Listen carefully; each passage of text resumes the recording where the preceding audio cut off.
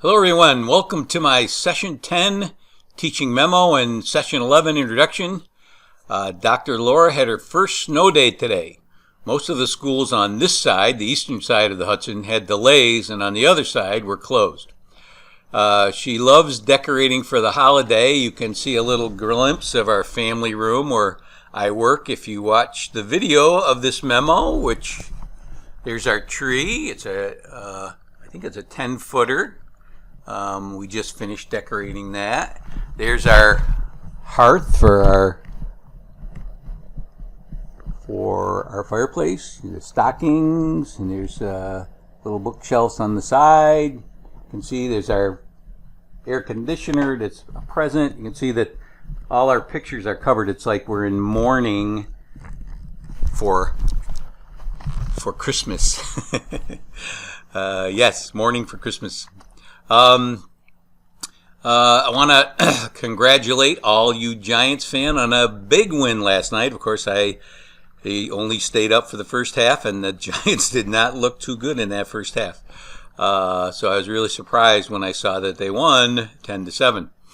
And the Jets won. All you Jets fans, I wonder if you get a free Dunkin' Donuts coffee like you do. We get a free Dunkin' Donuts coffee if the Giants win.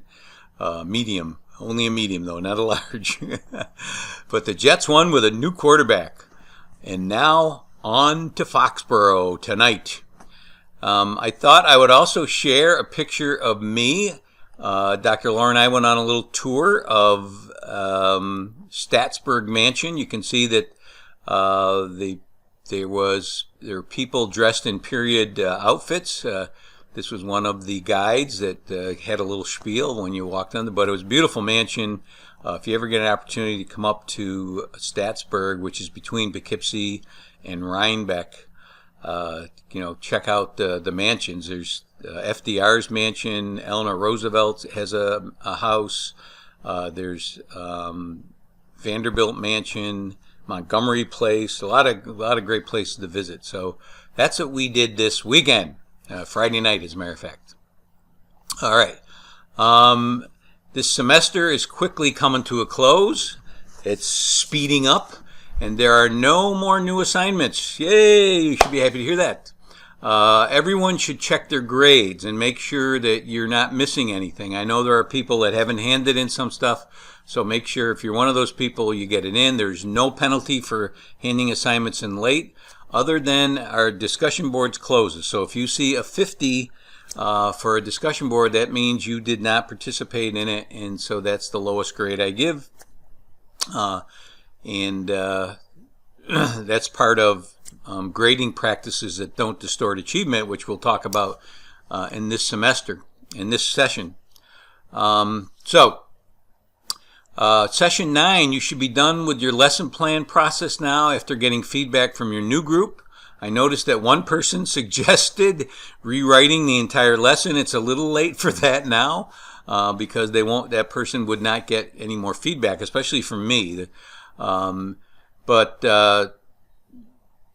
there should be suggestions to make it more in line with the EdTPA planning rubrics. That would be great.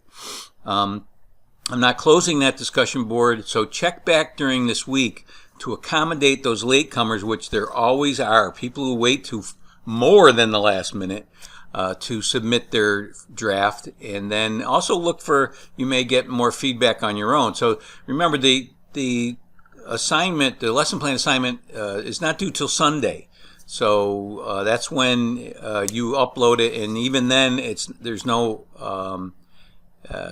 points off for late work, and it has to be in by the time this course ends on the 21st, I believe. So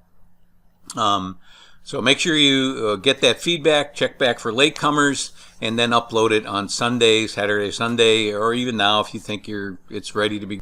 All right, session 9. I closed the Algebra Thinking discussion board and was pleased at the interaction. I saw many of you had great ideas of how you could introduce even preschoolers to the concept of recognizing and analyzing patterns, studying and representing relationships, making generalizations, and analyzing how things change. Many of you shared various strategies and manipulatives that you use, like Mrs. Odd and Even that we mentioned last week. Kelly shared her math rainbow, which a lot of you thought was neat, and I also think it's neat as well. And why isn't it coming up? I don't know. It disappeared. Anyway, I have a picture of her math rainbow. I thought I had it here. There it is. Let me see if I can zoom in a little. Yeah, there it is. Here's her math rainbow, which it's kind of interesting how she gets kids every day. She gives them a problem, and they one of the things they do is they make combinations of the numbers 5, 6, 7, 8, 9, 10. And this is a quote from her thread. The numbers 0 to 5 and 5 to 10 are written on a chart made of 8 by 10 construction paper. She calls on a student, and he or she connects the part of the rainbow they choose and writes one equation per day. So that's good stuff. Francis shared a Math is Fun website, which I was aware of Math is Fun website, but there is such good stuff there. And Melanie also talked about how she uses this in class, but there was one website, there's one of the things they do is on the Fibonacci sequence. They talk about making spirals, what the rules are. They even give a little talk about the golden ratio, which is very interesting. How much of the golden ratio can be found in nature? So a lot of interesting things here that you all should be delving into, rather than having students just doing worksheets and learning how that math is drudgery. This is one thing I hope you all walk away with. Melanie even went a little further and shared how it can be related to nature. So you can even transfer this to science. And these are all ways not only to prepare students for higher order mathematics, but to expose them to the wonder that is mathematics. And mathematics is wonder. And that's what most of us miss. Most of us have never been exposed to the sieve of Eratosthenes, the Fibonacci sequence, the golden ratio, and there's many more things. Especially the handshake problem and problem solving. I mean, there's such neat stuff that you can do with mathematics that gets kids engaged and excited about it. So my hope is that the major topics of this course, technology in the classroom, culturally relevant math, problem solving, algebraic thinking, that prepare you not only to teach mathematics to young children, but to engage them in exploring the magic that can come from the many strategies and concepts we have discussed. So you will continue this discussion. You won't continue this discussion. The discussion is closed. Let me talk a little bit about session 10. In this session, there are no assignments. Yay! Related to the topic of assessment for learning, which is what we're going to be looking at this week, but no methods course would be complete without a mention of the power of formative assessment and the use of grading policies that distort achievement, like giving zeros. You'll notice that I only give 50s. A lot of people would argue about that. Even my bosses, the administration at Turo, I argue with them and say we shouldn't be giving students zeros. I mean, that's a practice that distorts achievement. Think about it. Yet if you get 3 80s and a 0, that's 240 divided by 4. That comes out to be 60. Is that a good assessment of what that person knows and has accomplished during the semester? No. Plus, you've told the student by giving him a 0 that I don't care what you know about that subject. You cheated? Here's a 0. Get lost. I don't care what you know. The consequence for cheating should be outside of grading. And that's something that you folks will have to talk about with your own faculty and say, hey, we need to upgrade our grading policy and get rid of giving zeros. And you won't believe the anger that will come out. And I call that ego-based grading. When you see that kind of anger about grading policies that really are fair, that's ego. Those little so-and-sos, they deserve a 0. But enough of that. you'll read about that in this week's session. Whether you are aware of it or not, you have been exposed to assessment for learning during this course, and here's how. 1. In your lesson plan assignment, you were given a rubric. You were shown exemplars, and the rubric was explained in a video on how to create an acceptable lesson plan. There were exemplars. You were allowed to submit a first draft and get feedback from your classmates and from your professor. You submitted a revised draft and got feedback again from a new group before you had to submit it for a grade. You were allowed to take quizzes twice, discussing the ones you got wrong. That's using summative assessment in a formative way. You should always have your students discuss their tests, it's a great way to extend your lesson. People give exit tickets. Students never know what they did on them. Here's an exit ticket. Okay, goodbye. See you tomorrow. So using formative assessment to improve your teaching and to find out who's getting it and who isn't, and letting students know, hey, this is your learning target, this is where you should be, this is how far you have to go. And finally, your assignments were not average. And many of you probably didn't know this, but instead, I have mentioned this before, but the only way the assignments that you did later on in the course were weighted higher. So your first double entry journal was weighted a lot less than your second one. Your last discussion board was weighted much more than your first discussion board. And that's what we talk about, not averaging grades. You know, when students don't know what they're doing, why should that count as much as when at the end, hey, they know what they're doing? That should be weighted much more. So please don't bypass the readings in this week's course materials. They are very powerful. Of course, if you take my assessment course, you'll be exposed to them again. All right, let's again, I'm going to talk about vocabulary in your own word. We have there are three words. Assessment for learning that you're going to learn about this week. There's going to be, they probably will, I believe they're going to talk about performance-based assessment. Performance-based assessments are using a task rather than giving a written assignment, how a person does on a task. Your lesson plan was a performance-based task. That was graded by a rubric, and it was a task that you had to complete. Usually the tasks are more real life, you know, like fixing a car or running a mile. I mean, those are performance-based tasks, and you can see the difference between those and a paper and pencil or selected response test. And then finally, I put in zone of proximal development. You should all know that if you took your child development course. I posted this picture.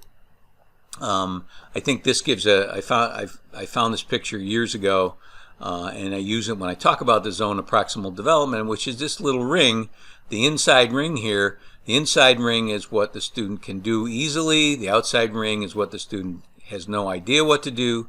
And this zone here is what the student can do with help. So that's really what the zone of proximal development is. You should all know that anyway. So that's a little bit more vocabulary in your own words. The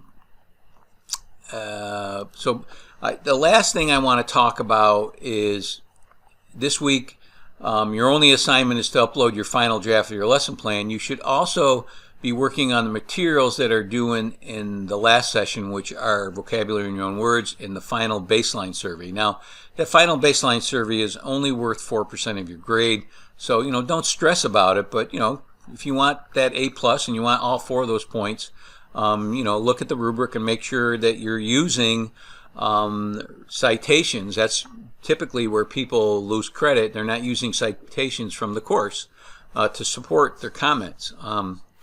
Also, you will notice that I placed a link in your assignments, and I'm going to go there right now. In your assignments this is your assignment for the last session, final baseline survey and vocabulary in your own words. This is where you'll upload them. In session 11 and in session 10, I believe, assignments. I believe I also inserted, and you should have gotten this in the mail. I've been getting an email almost every day about the course evaluation, but this is the course evaluation. Please, please, please fill it out, and please give me make some comments about the course. This is you'll notice it takes you to the Turo One portal. You log on, and for me, it's just going to give me my evaluations. It doesn't look like anybody submitted any yet, but you will have a place here to fill out an evaluation. So please do that. Also, on the discussion board, you will see that I've added an evaluative comments discussion board. And again, this is for me because I won't get your evaluations back until sometime towards the end of the fall semester. I need this course I've just created, so I need immediate feedback. So if you guys would please go in, and you can go in and make comments anonymously if you want. You can create a thread, and I believe it asks you if you want to be anonymous. Yeah, post message as anonymous. So you can click on that box and post a message as anonymous if you think I'm the type of person that's going to get mad at you and dock you.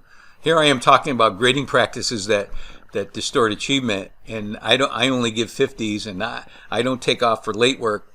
So if you think I'm going to dock you grades because you said something nasty about me. But anyway, regardless of all that, you can, if you don't want to, if you want to give me evaluative comments and you don't want me to know your name, that's fine. You can do it anonymously, but I would appreciate you giving me that feedback because I'll get it right away. Because I'm teaching this course again next semester. So that's it. That's it for this week. I'll return next Monday, which will probably be my last teaching memo.